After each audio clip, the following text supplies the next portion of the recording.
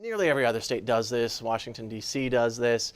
They index the income tax brackets to inflation so that you're paying the same tax rate on the real value of your earnings, regardless of the impact of inflation. It's been something that's been benefiting income taxpayers for many years now, to the tune of about $15 million a year, something that's very important to eliminate what was a hidden tax increase that previously occurred every year. Now we've eliminated that bracket creep, and that's benefited Arizona income taxpayers. The impact of repealing the bill that I enacted, that Governor Ducey signed into law, will increase the income tax burden on every Arizona income taxpayer. So while the proponents of this initiative have sold this as something that merely taxes the wealthy, that's not the case. In fact, every Arizona income taxpayer will be paying significantly more as a result of this initiative, because they repeal that legislation that we put into law that indexed the income tax brackets to inflation.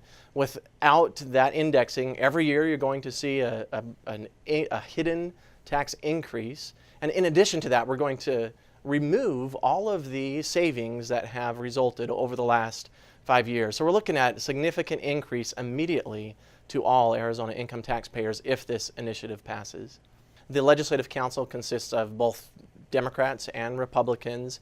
It's a nonpartisan staff that serves all of the legislature, and this staff is made up of very professional attorneys, very well versed in Arizona statutes. They understand how the Arizona laws work, how they interact with one another, and their job is to evaluate proposed legislation and inform legislators on what the proposed legislation will do. The Legislative Council also provides the service of informing voters on what an initiative will do, what will be the impact of an initiative. The reputation of Legislative Council is without flaw. They certainly are very professional. It's a nonpartisan body.